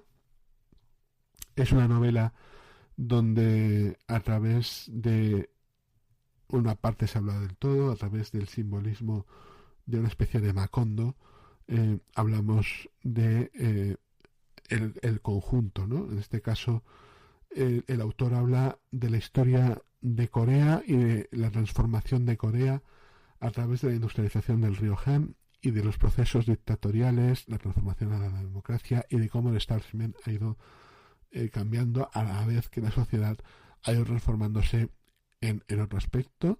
Es un análisis que hice de esa novela. Te lo dejo para que lo repases. Si tienes ocasión de leerlo, está en inglés, eso sí, o en coreano, si lo lees. Pero que te aconsejo que la leas. Te va a ayudar a comprender algunas cosas que he mencionado a lo largo de este programa. También te voy a hacer una recomendación de un manga. Se titula El Club de los Libros Prohibidos. Este sí está en español. El Club de los Libros Prohibidos. Lo tienes editado, por ejemplo, en España por Sapristi en 2021. La edición original viene de Estados Unidos, del año 2020, por Iron Circus Comics, Banned Book Club USA. ¿De qué va? Bueno, pues es un relato autobiográfico de la Corea del Sur de los años 1980. sobre el poder del conocimiento versus el autoritarismo. Se trata de un libro manhwa, tiene la forma de manhwa, ¿de acuerdo? Con guión de Kim Hyun-suk y Ryan Strada y dibujo de Ko Hyun-ju. Mereció esta obra una nominación a un Eisner. En la obra vemos a una joven Hyun-suk que ingresa en la universidad en 1983 con muchas ganas de aprender, muchas ganas de meterse en líos políticos que ni le van ni le vienen, y es la ocasión de ver cómo el régimen en esos años que te he mencionado a lo largo de este episodio se posicionó y cómo afectó a la formación de la Sexta República en cuanto a su represión y en cuanto a sus intereses detrás de esa represión. Te recomiendo, por favor, ambas lecturas. Insisto, te dejo el enlace de mi comentario sobre Whale, ballena.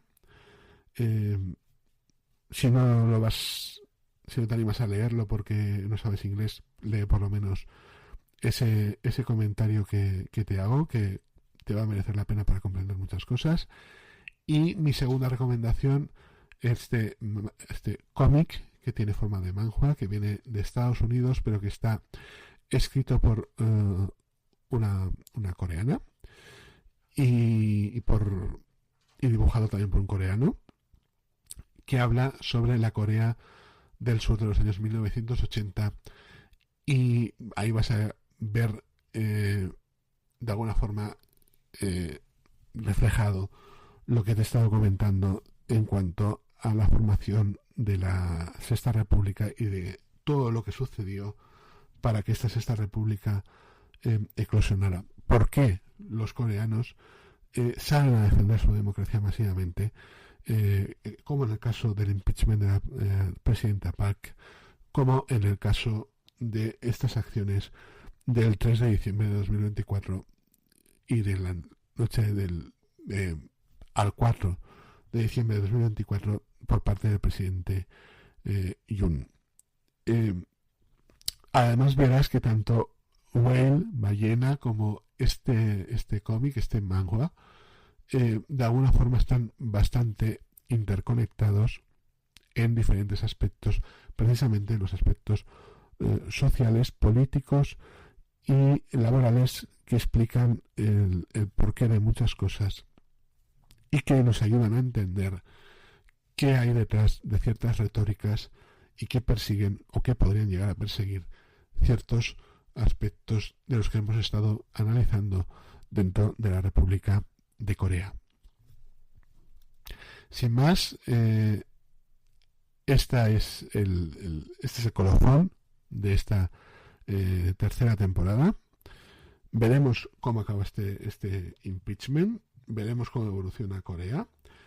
Te vuelvo a recordar que la actividad se va a centrar a partir de ahora, sobre todo, en Hermes Calamus, la publicación académica digital del Instituto Symposium. Allí podrás acceder a diferentes análisis que vamos a ir publicando.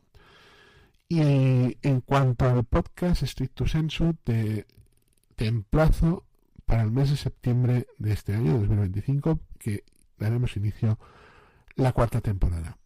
No es un adiós, ni siquiera es un hasta luego, sino más bien es un hasta pronto, y estamos a tu disposición para lo que desees profundizar y comprender en estos momentos tan interesantes desde el aspecto geopolítico y geoestratégico y de las relaciones internacionales.